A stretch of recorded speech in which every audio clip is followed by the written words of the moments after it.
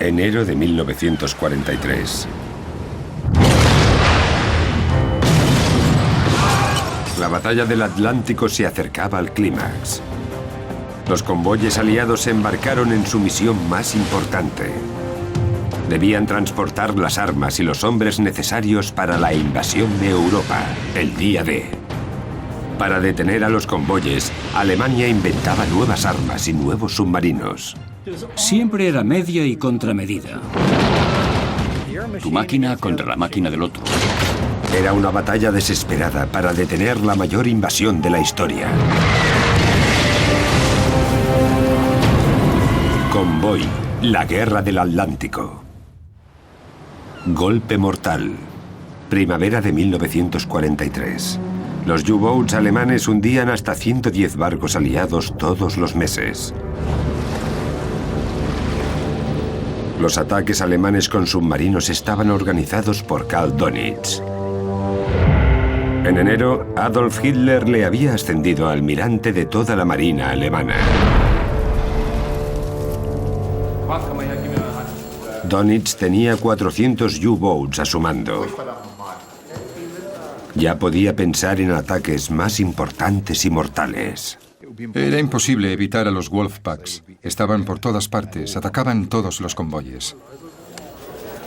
En abril, organizó el mayor ataque de la guerra con 53 U-boats. Más de 2.300 hombres fueron enviados a la batalla. Entre ellos estaba su hijo de 24 años, Peter. El siguiente objetivo del almirante era un lento convoy que salía de Gran Bretaña. Su nombre en código era ONS-5. El 22 de abril, sus 43 barcos mercantes oxidados salieron hacia Halifax. La mayor parte de ellos iban vacíos. Recogerían armas y carga, todo ello necesario para los preparativos del día D. Pero viajaban a una mísera velocidad de 7 nudos y medio. Eran una presa fácil para los U-boats. Uno de los marinos que trabajaba a bordo del convoy era un inglés de 28 años llamado Cyril Hill. Era un artillero prestado por la Marina Real. Alguien inteligente había decidido que los barcos mercantes debían tener algún método de autodefensa. Preparados para atacar. Cañones preparados. Nuestro trabajo era ocuparnos del equipo defensivo, utilizarlo si era necesario. Objetivo 3-0, submarino. Pero el convoy también iba acompañado de 12 barcos escolta extra, el doble de la protección normal. Cada barco iba equipado con la última versión del radar y las armas más modernas para luchar contra los submarinos. Ese convoy, casi vacío, estaba a punto de hacer historia al enfrentarse contra el mayor Wolfpack de la Segunda Guerra Mundial. El convoy iba protegido por aviones de Irlanda e Islandia, equipados con radar para detectar a los U-boats. Los aviones hacían que los U-boats viajaran sumergidos. Aunque el avión no viera al U-boat, él veía al avión, se sumergía y no era un arma eficaz. Los U-boats tenían que viajar en la superficie para poder moverse a máxima velocidad, así que los aviones eran un problema. Pero había una gran zona del Atlántico donde los aviones normales no podían llegar. Se llamaba vacío aéreo. A lo largo de más de 1.600 kilómetros, los convoyes debían viajar sin apoyo aéreo. Un convoy lento como el ONS-5 estaba solo durante 5 días. El vacío aéreo era el territorio de caza favorito de los U-boats. En el vacío aéreo los U-boats podían trabajar en la superficie, tenían mucha más visibilidad, podían moverse mucho más rápido. A principios de mayo, tras una semana y media en el mar, el convoy entró en el vacío aéreo, donde esperaba el Wolfpack de U-boats. Pero antes de que pudieran atacar, apareció un feroz vendaval de fuerza 10.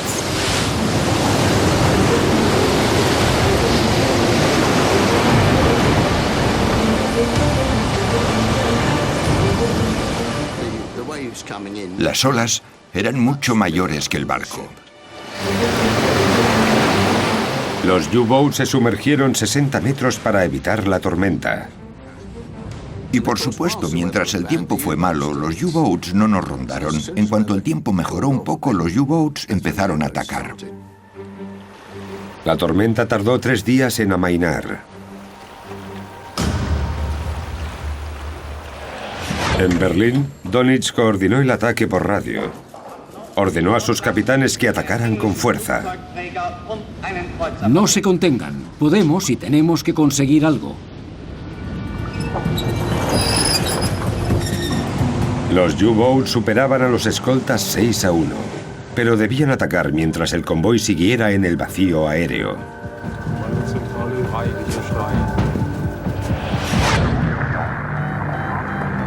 Los U-Boats que el ataque era inminente. Pero 4 de los 12 barcos escolta de convoy tenían poco combustible debido al largo viaje a través de la tormenta. Debían marcharse. Había nuevos escoltas de camino. Pero por el momento, el convoy ONS-5 tenía poca protección y estaba rodeado.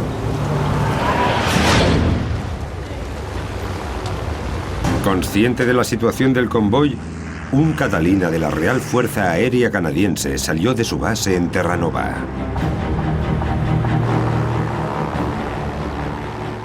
Habían cogido el Catalina y habían lanzado todo el exceso de peso. Habían sacado las ametralladoras y los depósitos de combustible autosellados. Con menos peso, los aviones podían volar más lejos con un solo depósito de combustible. Tras 7 horas y media, el Catalina divisó el ONS-5. 6 barcos se habían retrasado. Los U-Boats se acercaron para atacar. El Catalina canadiense se fijó en uno de los submarinos. Este se sumergió en un intento desesperado por escapar. Pero el Catalina lanzó 4 cargas de profundidad. El U-Boat desapareció, demasiado dañado para luchar. Pero todavía quedaban 52 submarinos. El Catalina volvió volando a la base. Los U-Boats se centraron en uno de los barcos del convoy principal. Era el Harperley. Corrimos hacia los cañones y limpiamos el cañón de 100 milímetros, listos para la acción. ¡A vuestros puestos! Pero era demasiado tarde.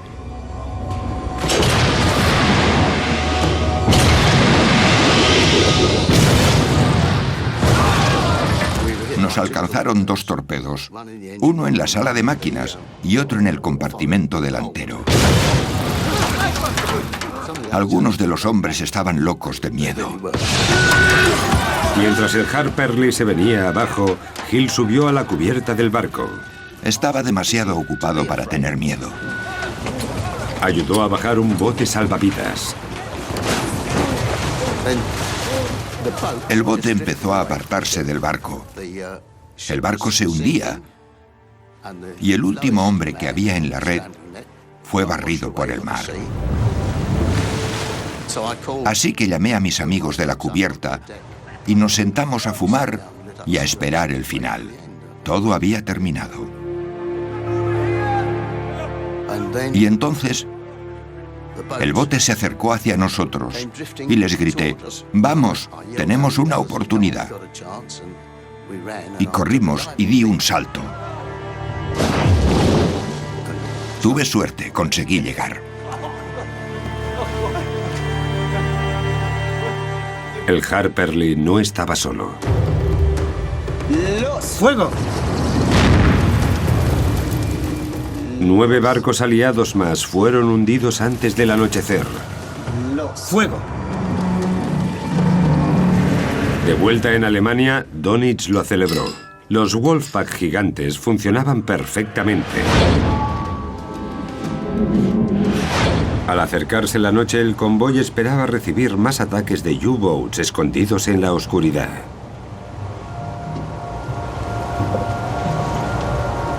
Pero nuevamente intervino la naturaleza. Apareció una densa niebla. Los U-Boats no podían ver a sus objetivos. Donich les ordenó que se quedaran en la superficie para continuar el ataque. A diferencia de los U-Boats, los escoltas aliados tenían radar. Podían centrarse en los U-Boats perdidos en la niebla. A vuestros puestos. Los cazadores se convirtieron en los perseguidos. En una niebla espesa como sopa tuvo lugar una carnicería de U-Boats y 5 de ellos se perdieron bastante rápidamente. De hecho, había tantos U-Boats alrededor del ONS-5 que 2 de ellos chocaron y ambos se hundieron. Desesperados por escapar del fuego de los barcos aliados, los U-Boats se sumergieron para estar seguros.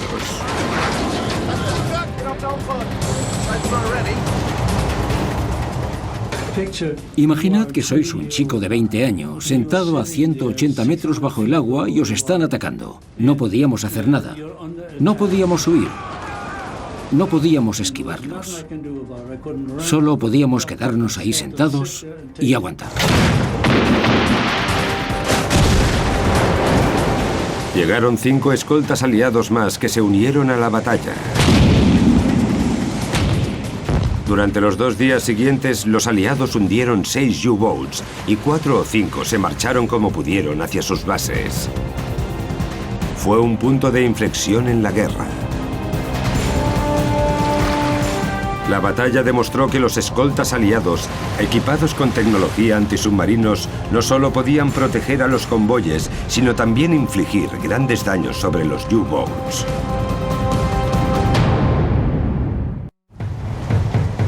El gran avance de la batalla del Atlántico llegó justo a tiempo. El presidente estadounidense Roosevelt y el primer ministro Churchill decidieron invadir Europa, una invasión que necesitaría más de 1 millón de hombres y 16 millones de toneladas de armas. La mayor parte de ellas llegarían de Estados Unidos.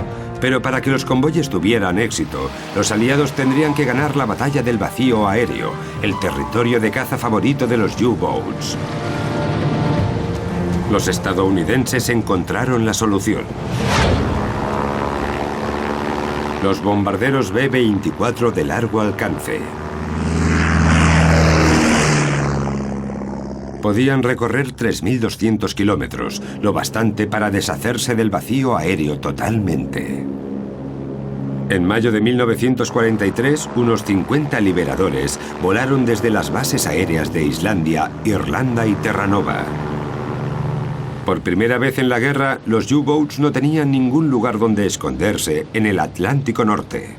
El piloto de la Real Fuerza Aérea, Terry Bullock, un gran cazador de U-Boats, pilotaba B-24s para ayudar a cerrar el vacío aéreo. Tuve mucha suerte. Vi 28 barcos. Ataqué a 19, pero solo hundí a 4. Fue un trabajo duro. Los U-Boats estaban asediados.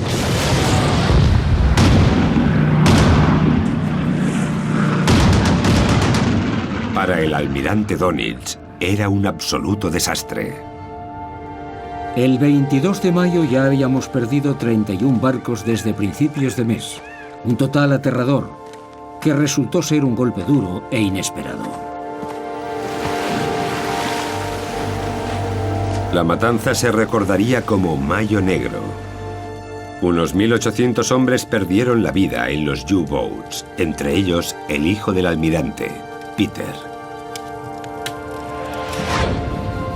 El 24 de mayo, Cal Donich se dio cuenta de que esas pérdidas no eran asumibles.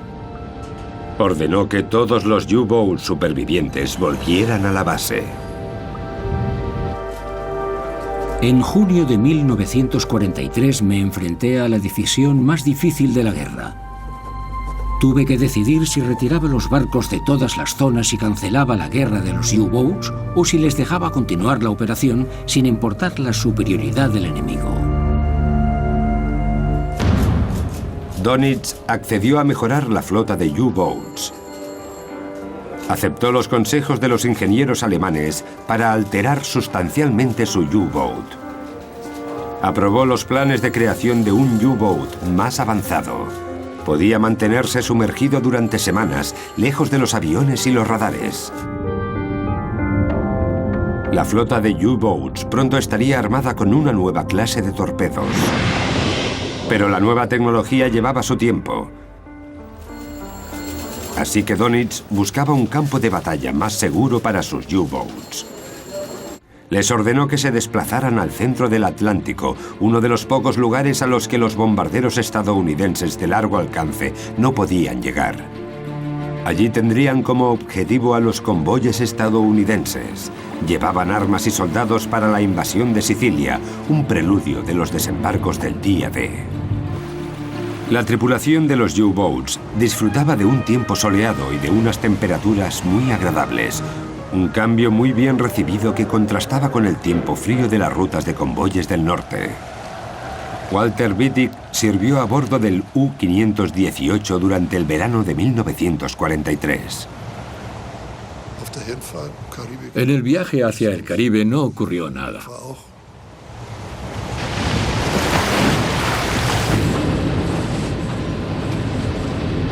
Pero nuevamente los aliados fueron más listos que Dönitz. Las fuerzas aliadas ya no se contentaban con defender los convoyes y se lanzaron activamente al ataque. Los estadounidenses crearon grupos de caza, consistentes en un portaaviones y 8 destructores. Su tarea era cazar a los U-Boats y destruirlos. Pero los portaaviones eran unos objetivos muy valiosos para los comandantes de los U-Boats. Con solo unos cuantos torpedos podían hundir a un gran portaaviones y a los aviones que transportaba. Y había un montón de aviones y no podíamos emerger durante el día. Teníamos que quedarnos sumergidos todo el tiempo.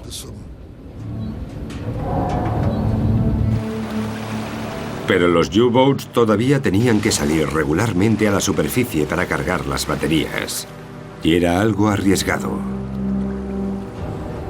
Los operadores de radio de los U-Boats transmitían su posición a Dönitz en Alemania, utilizando códigos de la máquina Enigma. Ni Dönitz ni su tripulación sabían que esos mensajes eran descodificados por los estadounidenses.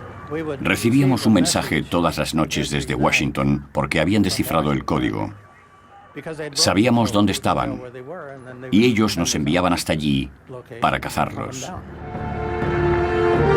Eso le dio a la Marina estadounidense un elemento de sorpresa mortal. El U-Boat de Walter Wittig lo descubrió en primera persona cerca de las Islas Azores. El U-Boat intentaría encontrarse con un barco de suministros. Nos sorprendió que exactamente en el punto de encuentro donde íbamos a encontrarlo, hubiera un portaaviones estadounidense. El U-Boat pronto se vio rodeado por 4 destructores. Y fue como una señal para nosotros porque parecían saber lo que decíamos. Sabían lo que pasaba escuchando nuestras transmisiones o por alguna traición. El U-518 se sumergió tan rápido como pudo mientras el grupo de cazadores estadounidenses se acercaba. Avance, 0. Para localizar a los U-Boats sumergidos, los operadores de sonar estadounidenses utilizaban ondas de sonido. En cuanto conseguíamos un contacto, íbamos al cuartel general y lanzábamos un ataque planeado.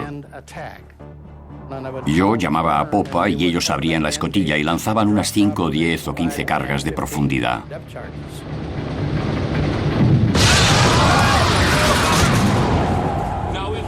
Cuando las cargas de profundidad explotaban, el agua reverberaba con el ruido y a menudo desactivaba el sonar durante unos segundos. Cada lado intentaba oír al otro. Cuando estábamos a bordo no podíamos hacer nada, ni un ruido. Todo tenía que estar en silencio, no había movimiento. Así que cuando estábamos bajo el agua, oíamos fácilmente los barcos que teníamos encima sin necesidad de aparatos.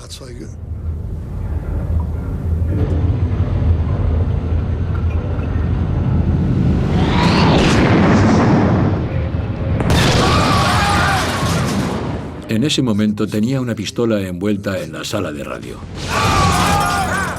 Temía ahogarme o asfixiarme. Y me decía a mí mismo que si llegaba a ese momento tendría que usar la pistola.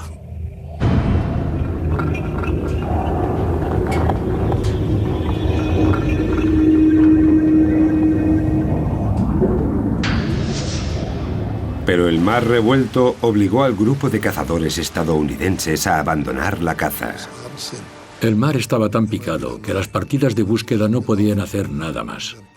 Teníamos que salir a la superficie. Pero aún con tan mala mar pudimos escapar. El U-518 tuvo suerte. Los estadounidenses destruyeron 15 submarinos durante el verano de 1943. Donitz había enviado a sus U-Boats al Atlántico Central, esperando evitar a los aviones, pero la tripulación descubrió que no había manera de escapar. Los grupos de cazadores estadounidenses les habían burlado. La invasión de Sicilia empezó en julio de 1943, como habían planeado, y fue todo un éxito. Donitz se quedaba sin opciones y sin tiempo. En agosto, los líderes aliados viajaron a Quebec. El primer ministro canadiense, Mackenzie King, se reunió con el presidente Roosevelt y el primer ministro Churchill. Hablaron sobre cuándo debía empezar la invasión de Europa y el día D. La operación Overlord debía iniciarse durante la primavera de 1944. A su debido tiempo, deberemos comunicar la información secreta de la conferencia de Quebec a Alemania, Italia y Japón.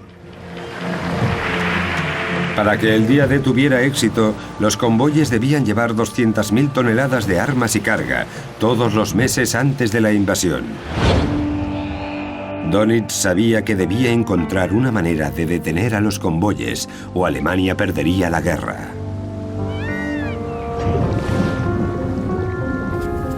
Ordenó a la tripulación de sus U-Boats que planearan un regreso a las rutas del norte. Esperaba que la nueva tecnología instalada en los U-Boats ayudara, pero sabía que habría muchas bajas. Su tripulación siempre había confiado en su comandante. Ahora temían que les enviara a una muerte casi segura. Lo que teníamos que hacer antes de marcharnos era empaquetar todas nuestras pertenencias en una caja de madera especialmente fabricada para ello, sellarla y dirigirla a nuestro pariente más cercano. Si nuestro barco no volvía, la enviaban al pariente con una pequeña nota y caso cerrado.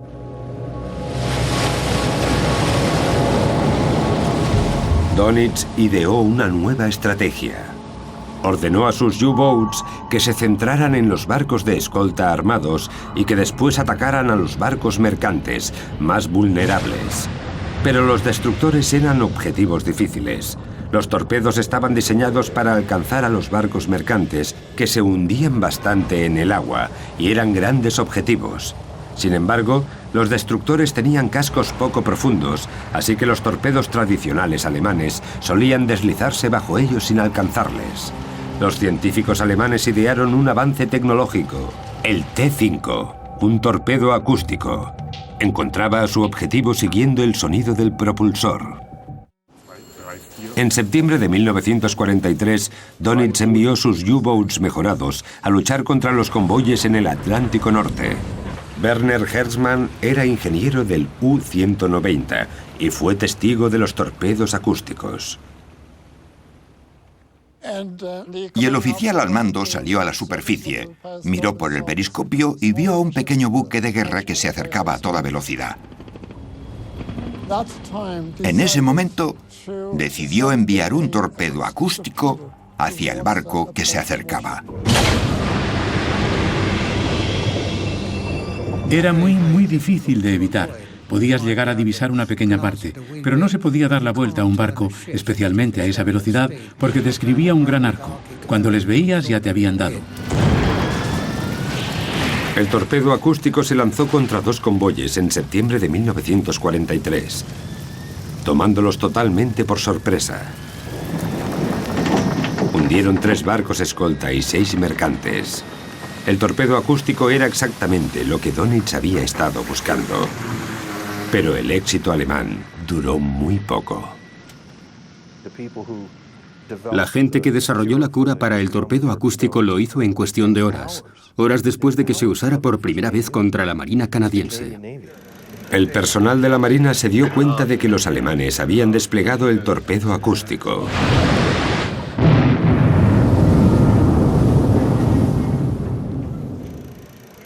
Los aliados encontraron rápidamente una manera de contrarrestarlo con una solución inteligente y barata. La contramedida fue bastante inteligente. Lo que hicieron los barcos fue lanzar una boya por popa y tirar de un dispositivo que hacía ruido, un ronroneo. Lo remolcaban detrás del barco. El torpedo iba por esa cosa que costaba solo $20. Pero parte de la nueva tecnología alemana funcionaba bien. Los nuevos U-Boats estaban dotados de cascos más duros para sumergirse más profundamente y evitar las cargas de profundidad. Era el único lugar donde estaban a salvo de los ataques aliados. Sin embargo, los aliados no se habían rendido. Buscaban nuevas maneras de cazar a los U-Boats que estaban sumergidos a más de 200 metros. Una de las respuestas era un nuevo tipo de carga de profundidad, el erizo. Lanzado desde la proa con 24 bombas y 13 kilos de explosivos, alcanzaba a los submarinos a más profundidad que antes. Entre los nuevos barcos estaba la fragata canadiense Waskesu. En febrero de 1944 detectó un U-Boat escondido. Bruce Menzies era el operador de sonar del barco. Le perseguimos durante 5 o 6 horas. El U-257 ya había combatido en la batalla del Atlántico. Estaba en el agua desde 1941. Intentaba sumergirse aún más para escapar de un ataque.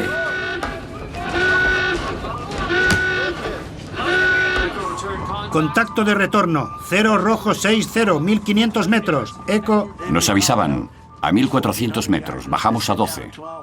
500, hace ping ping, y después, preparados para la acción.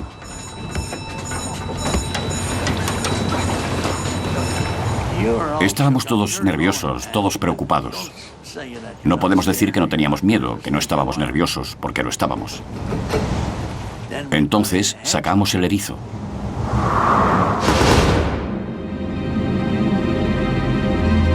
Pero el arma falló. Para que detonaran, los erizos debían hacer contacto con su objetivo. La tripulación preparaba las cargas de profundidad del barco. En 1944, muchas cargas de profundidad tenían peso extra y nuevos detonadores que les permitían hundirse más antes de explotar.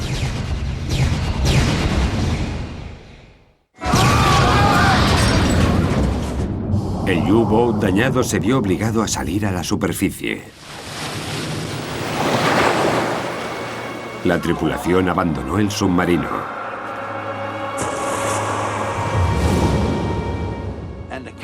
Y el capitán del submarino subió a la torre y cuando estaban empezando a hundirse, cogió su chaleco salvavidas y se lo lanzó a un miembro de la tripulación que estaba en el agua y le saludó.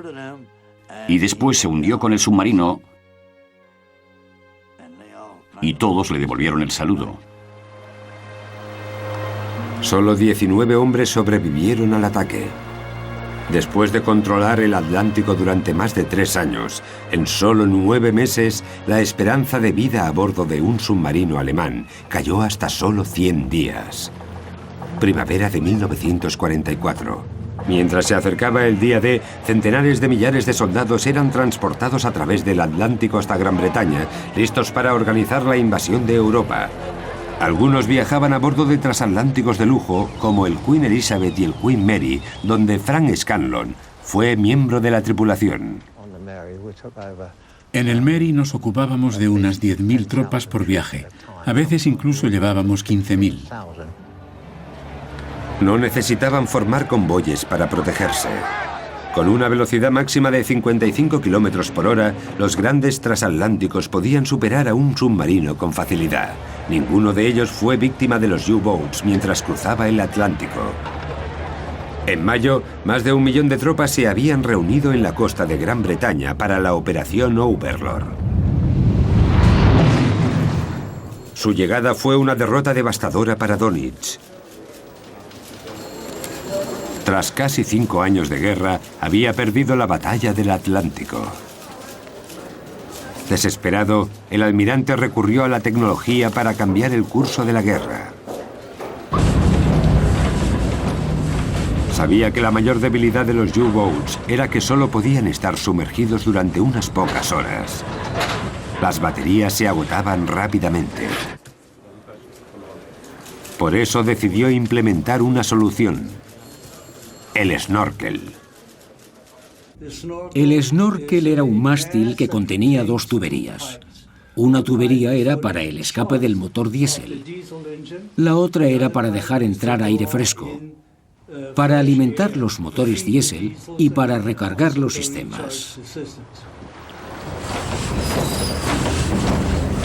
Con el snorkel, los U-Boats podían viajar bajo el agua, casi invisibles a los radares y a los aviones enemigos. Creo que la amenaza que suponían los U-Boats para los desembarcos aliados en Normandía era sustancial y bastante real. La flota de submarinos alemanes probablemente se sacrificaría en una especie de Götterdämmerung wagneriano al final. Llegaban en oleadas para intentar diezmar a la flota de invasión aliada. 6 de junio de 1944, día D. Más de 150.000 hombres iniciaron un viaje de casi 160 kilómetros a través del Canal de la Mancha. Nadie estaba seguro de cuántos llegarían al otro lado. El día D a las 4 de la mañana nos dieron la orden de marcharnos. Estábamos rodeados por 5.300 barcos que disparaban torpedos. Ese día todo el mundo temblaba. No había salida. Cogieron a Donitz con la guardia baja. La inteligencia alemana había creído que la invasión tomaría tierra más al nordeste. Ordenó a sus hombres que informaran a sus U-Boats. Recibimos la noticia de que teníamos que volver al canal. Recibí un telegrama. Comuníquense con su base inmediatamente. Nadie estaba contento. Creo que fue un acto de pura desesperación, para hacer algo, para atacar sin correr ningún riesgo. La invasión estaba en marcha y como soldados sabíamos lo que quería decir. Centenares de barcos y aviones por todas partes. 36 U-Boats se lanzaron a la misión más importante de la guerra.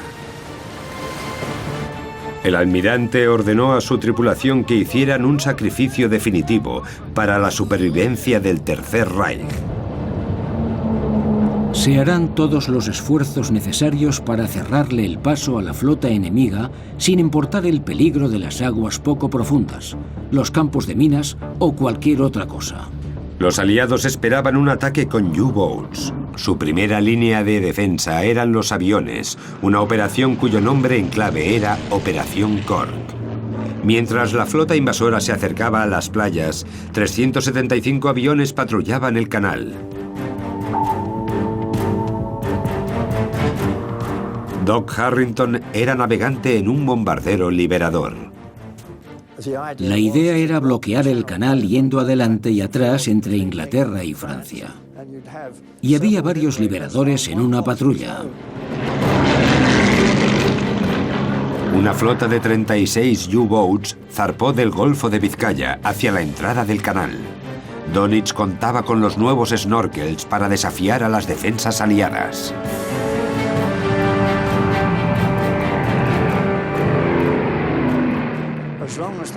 Mientras estuvieran bajo la superficie del agua, sería muy difícil que el radar los detectara. Pero 28 U-Boats sin snorkels debían viajar por la superficie. Utilizando el radar, los aviones aliados los encontraron fácilmente.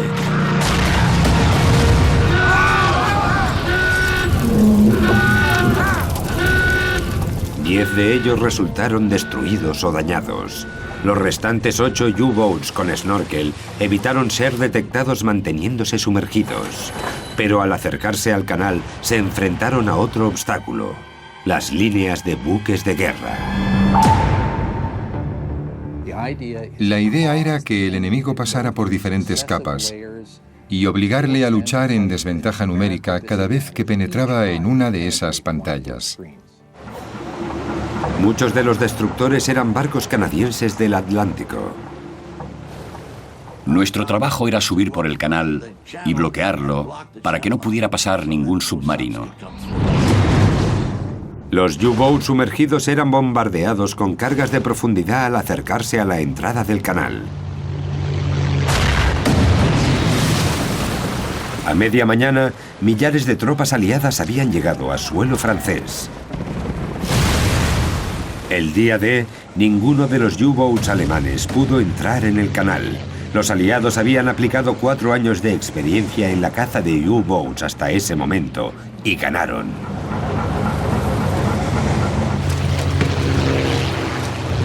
$156.000 soldados llegaron a Francia, amenazando la supervivencia del Tercer Reich alemán. Pero la invasión apenas comenzaba. Durante la primera semana, centenares de millares de soldados cruzaron el canal. Dönitz seguía teniendo tiempo para parar la invasión. Desesperado, ordenó que los barcos con snorkel de Francia y Noruega se dirigieran al Canal de la Mancha. Durante las siguientes semanas, un puñado de ellos consiguió burlar las defensas aliadas. Lo consiguieron viajando por el lecho marino y el fondo del canal. Era el lugar perfecto para esconderse del sonar aliado. Había demasiadas cosas en el agua. Había barcos viejos, toda clase de cosas. Así que no encontrábamos a los submarinos. Era imposible. El U-767 se dirigió a la entrada del Canal de la Mancha. El 18 de junio, 5 destructores británicos tuvieron suerte. Detectaron al submarino usando el sonar.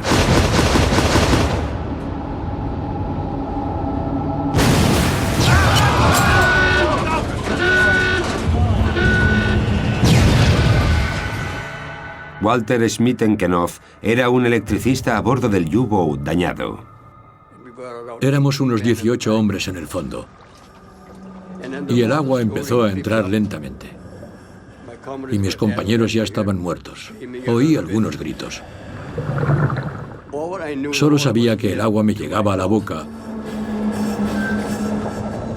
y que el aire era demasiado escaso.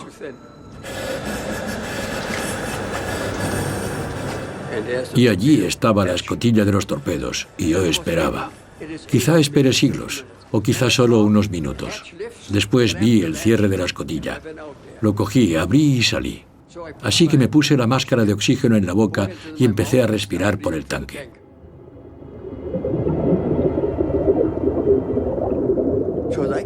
Subí muy despacio y vi mi vida pasar en ráfagas.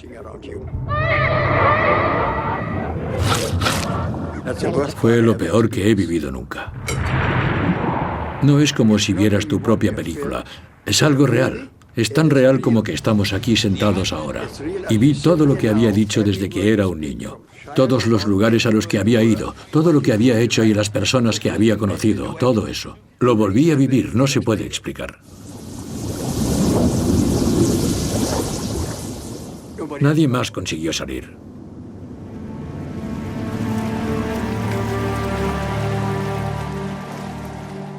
Fui el único superviviente.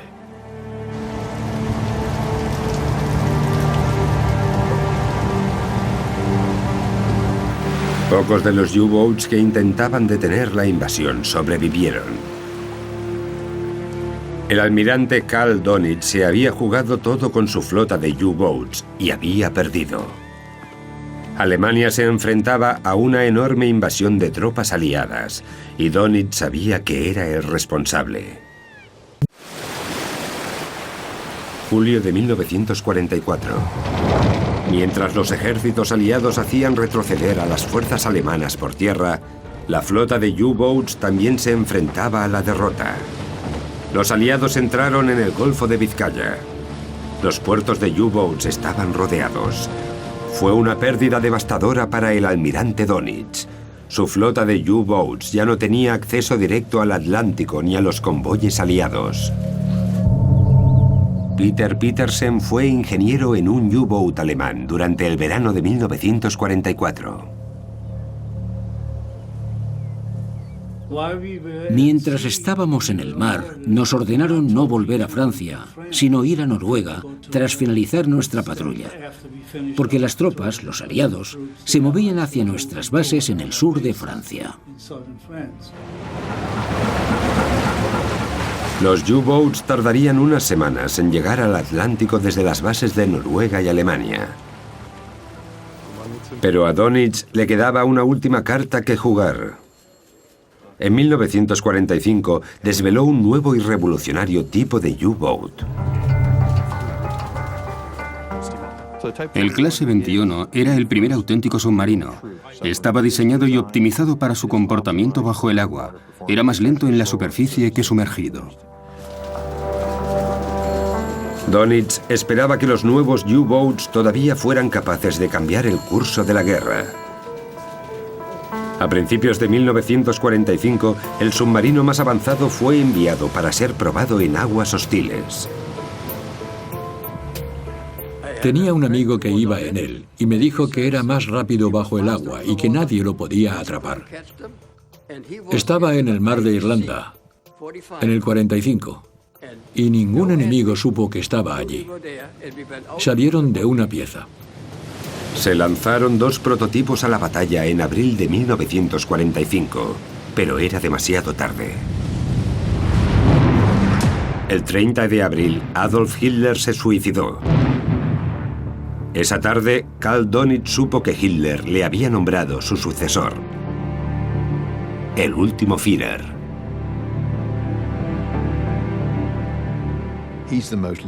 Era el hombre más leal que quedaba cuando Hitler se voló la cabeza. Por eso le dieron el trabajo. Era el más nazi de los que quedaban. Durante 6 años, Donitz había deseado tener el control absoluto de la flota de U-Boats. Ahora que lo tenía, era demasiado tarde.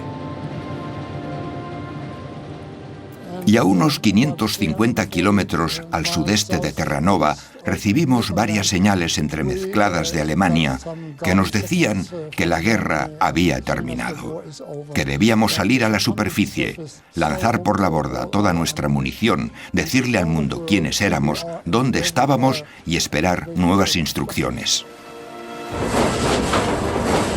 El 8 de mayo cesaron las hostilidades en tierra y mar.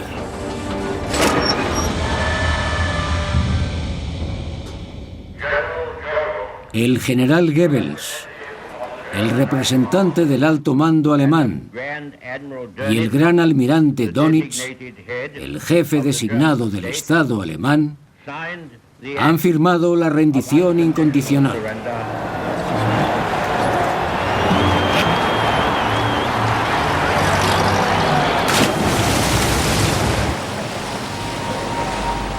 Más de 100 U-Boats emergieron de las profundidades del océano, con las esvásticas sustituidas por banderas negras.